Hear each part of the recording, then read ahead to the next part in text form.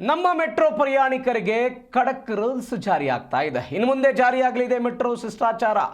ಜೋರಾಗಿ ಹಾಡು ಕೇಳಿದರೆ 250 ರೂಪಾಯಿ ದಂಡವನ್ನು ವಿಧಿಸ್ತಾರೆ. ಮದ್ಯಪಾನ ಮಾಡಿ ಪ್ರಯಾಣ ಮಾಡಿದರೆ 500 ರೂಪಾಯಿ ದಂಡ. ಮಹಿಳಾ ಕೋಚ್ಗೆ ನುಗ್ಗುವ ಪುರುಷರಿಗೆ 500 ರೂಪಾಯಿ ದಂಡ. ಮೆಟ್ರೋ ಹಳಿ ದಾಟಿದರೆ ಕೆಳಗಿಳಿದ್ರೆ ಜೈಲು ಶಿಕ್ಷೆ ಅಂತೆ. ಅಶ್ಲೀಲ ವರ್ತನೆ ತೋರಿದರೆ ಟಿಕೆಟ್ ರದ್ದು ಮಾಡಲಾಗುತ್ತೆ. 250 ರೂಪಾಯಿ ದಂಡವನ್ನು ವಿಧಿಸಲಾಗುತ್ತೆ.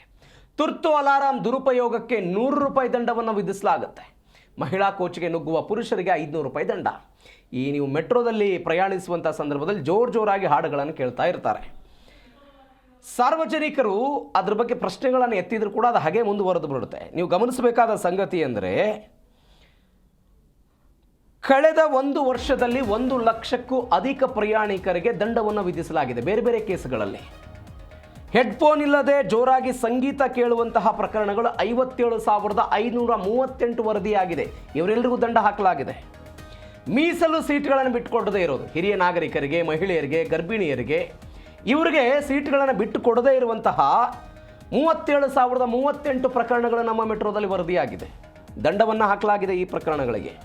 ಮೆಟ್ರೋ ಒಳಗೆ ಆಹಾರ ಸೇವನೆ ಮಾಡಿದ್ದ 1,907 ಪ್ರಕರಣ, ಗುಟ್ಕಾ ಅಥವಾ ಪಾನನ ಅಗದಿರುವ 1,677 ಪ್ರಕರಣ ದಂಡ ಹಾಕಲಾಗಿದೆ. ನಿಗದಿತ ಸಮಯಕ್ಕಿಂತ ಹೆಚ್ಚು ಹೊತ್ತುಗಳ ಕಾಲ ಮೆಟ್ರೋ ನಿಲ್ದಾಣಗಳಲ್ಲಿ ಟೈಮ್ ಪಾಸ್ ಮಾಡ್ತಾರೆ, ಅವರಿಗೂ ಕೂಡ ದಂಡವನ್ನು ವಿಧಿಸಲಾಗುತ್ತೆ.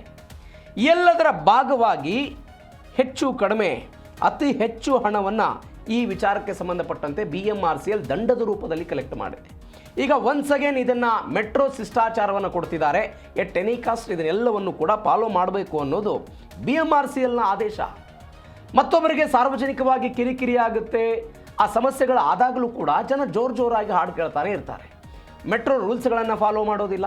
ಈ ಕಾರಣಗಳಿಗಾಗಿ 500 ರೂಪಾಯಿ, 250 ರೂಪಾಯಿ ಮತ್ತು ಮೆಟ್ರೋ ಹಳಿಯನ್ನು ದಾಟುವಂತಹ ಪ್ರಕರಣಗಳು, ಜೈಲು ವಾಸಕ್ಕೂ ಕೂಡ ಇದರಲ್ಲಿ ಅವಕಾಶ ಇದೆ.